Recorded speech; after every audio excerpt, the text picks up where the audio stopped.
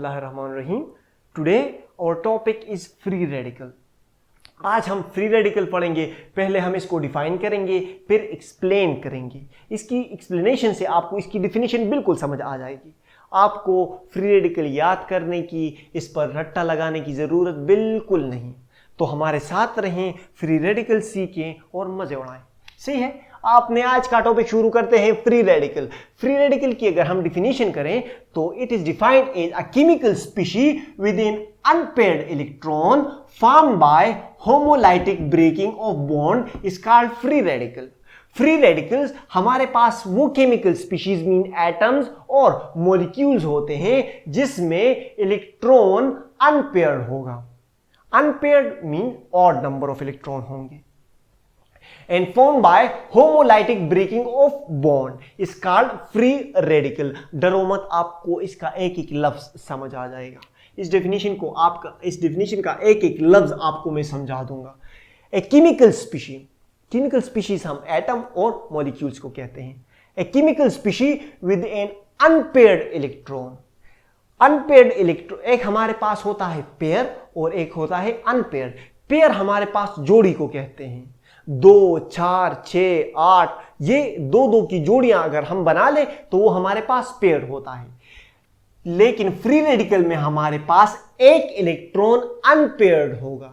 सही है, देखो एग्जांपल, हाइड्रोजन के वैलेंस शेल में एक इलेक्ट्रॉन है जो कि अनपेयर्ड है। क्लोरीन का एटॉमिक नंबर 17 है। इसके फर्स्ट शेल में 2 इलेक्ट्रॉन है जिसका एक पेयर बनता है। सेकेंड शेल में इसके 4 इलेक्ट्रॉन्स हैं। इसके सेकंड शेल में 8 इलेक्ट्रॉन्स हैं जिसके 4 पेयर बनते हैं। इसके वैलेंस शेल में 7 इलेक्ट्रॉन्स हैं जिसमें 6 इलेक्ट्रॉन्स 3 पेयर्स बनाते हैं, 1, 2, 3। जबकि ये एक इलेक्ट्रॉन क्या है, अनपेयर्ड रहता है, जोड़ी के बगैर रहता है, अकेला रहता है। ये बच्चों सिंगल है। सही है, आपकी तरह। अच्छा, a chemical species with an unpaired electron. Unpaired electron की समझ आ गई आपको। अनपेयर्ड के साथ मैंने ब्रैकेट में ओड लिखा है। इसके कॉन्सेप्ट को गौर से सुनो। अगर हमारे पास पेयर्ड फॉर्म में इलेक्ट्रॉन होंगे, मतलब 2 एक और पेयर होगा तो 4, इसके साथ एक और पेयर ऐड करेंगे तो 6, इसी तरह एक और पेयर 8, 10, इस तरह अगर हम जाएंगे तो हमारे पास नंबर इवन बनेगा।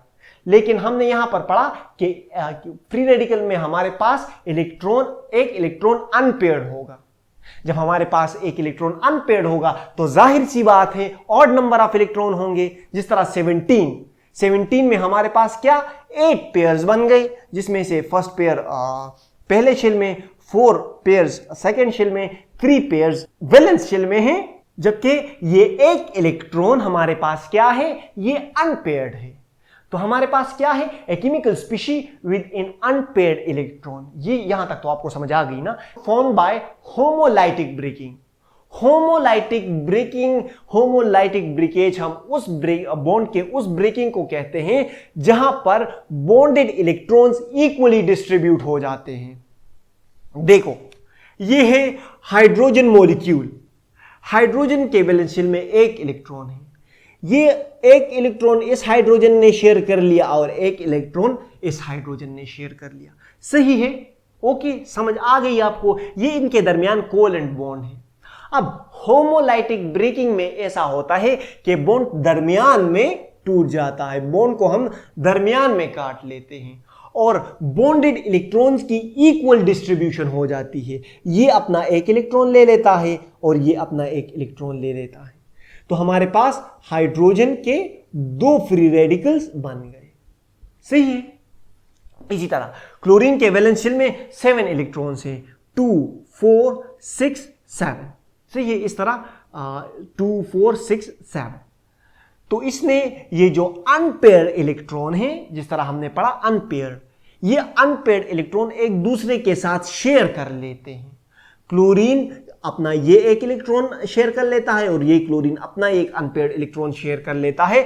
तो हमारे पास इनके दरमियान क्या बन गया, कोवेलेंट बॉन्ड बन गया। अब होमोलाइटिक ब्रेकिंग मींस बॉन्ड दरमियान में टूट जाता है और बॉन्डेड इलेक्ट्रॉन्स इक्वली डिस्ट्रीब्यूट हो जाते हैं। सही है, इसका ये अपना एक इलेक्ट्रॉन ले लेता है और ये अपना एक इलेक्ट्रॉन ले लेता है, तो हमारे पास ये एक फ्री रेडिकल बन गया और ये दूसरा फ्री रेडिकल बन गया। अब फिर डिफिनीशन को गौर से देख लो।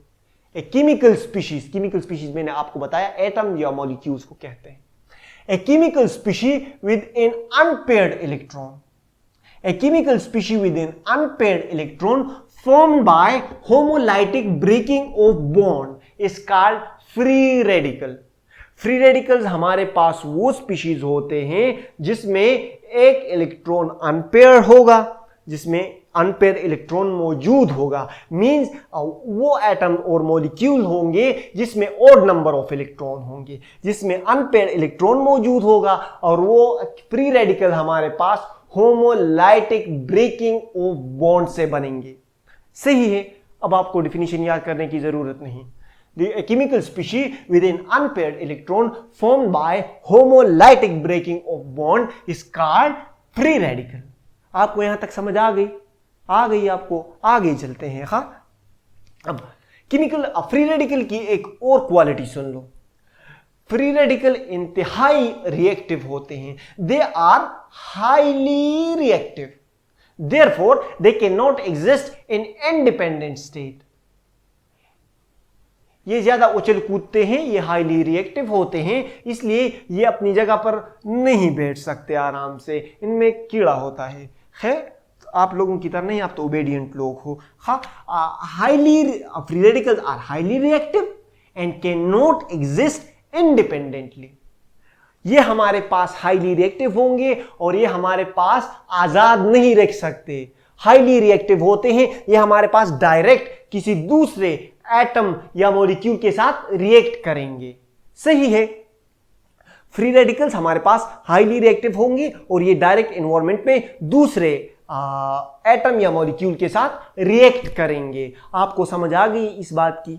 आगे बढ़ते हैं इसके रिप्रेजेंटेशन की तरफ। Free radical is represented by a dot on the upper left और right side of a species.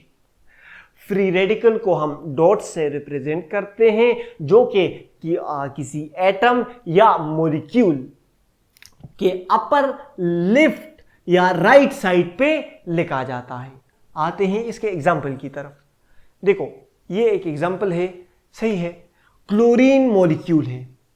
इसने सनलाइट ऑब्जर्व कर लिया और ये इसकी होमोलाइटिक ब्रेकिंग हो गई, जिस तरह हमने यहां पर पढ़ा था। इसकी होमोलाइटिक ब्रेकिंग होने के बाद इसके दो फ्री रेडिकल्स बन गए। सही है, तो ये जिस तरह हमने पढ़ा कि free radicals are highly reactive species and they can not exist independently. They are highly reactive and can not exist independently. ज्यादा उछल कूदते हैं तो अपनी जगह पर नहीं बैठ सकते, इसलिए ये मीथेन के साथ रिएक्ट कर लेते हैं और क्या बना लेते हैं, मीथाइल फ्री रेडिकल, और HCl बन जाता है। देखो किस तरह बनता है ये क्लोरीन फ्री रेडिकल है और ये CH4 मीथेन का स्ट्रक्चर है।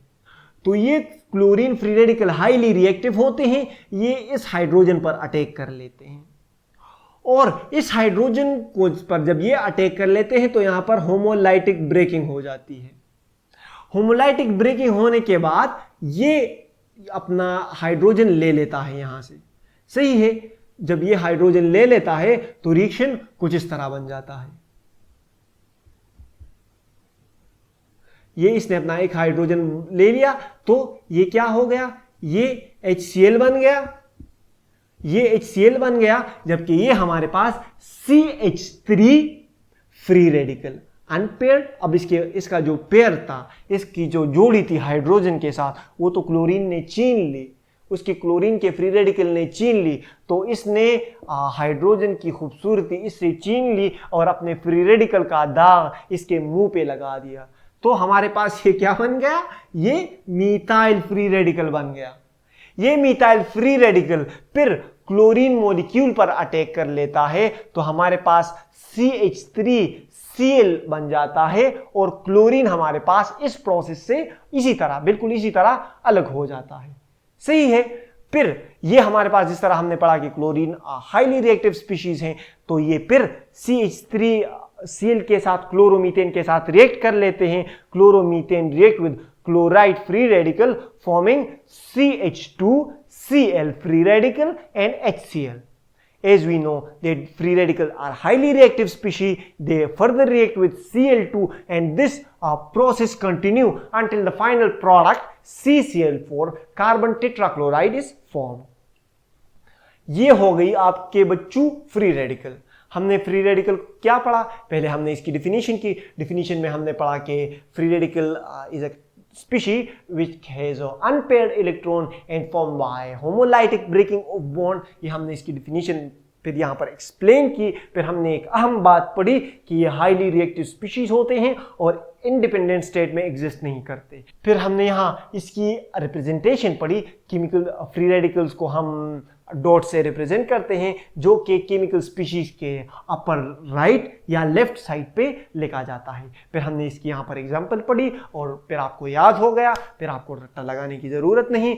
हो सके तो मेरा एक काम करो, वहाँ पर बेल आइकन दिखेगा, सब्सक्राइब वाला बटन दबा दो, बस ये काम करो। और हाँ, जाने से पहले मेरी एक बात सुन ले। आप सल्लल्लाहु अलैहि वसल्लम ने फरमाया कि भूखों को खाना खिलाओ, भूखों को खाना खिलाओ, बीमारों की बीमार पुरसी करो, गुलामों को आज़ाद करो। इस दौर में तो गुलाम नहीं है, इसलिए आप ये दो काम करें कि जो भूखे हैं आपके पड़ोस में, आपके नज़दीक, तो उन्हें खाना खिलाएं। आपका दोस्त नहीं आया 2-3 दिन से स्कूल, तो उसको क्या करें, उससे जाके पूछें कि भैया क्यों नहीं आए। इससे आपकी मोहब्बत बढ़ेगी और आप में इसार और कुर्बानी का जज्बा पैदा होगा। इस बात पे हम अपने आज का टॉपिक क्लोज करते हैं। जाने से पहले सब्सक्राइब करना ना भूलें और आपके टाइम का बहुत बहुत शुक्रिया। Thank you very much. That's it for today. Meet you in the next video इंशाल्लाह। तब तक के लिए अल्लाह हाफ़िज़।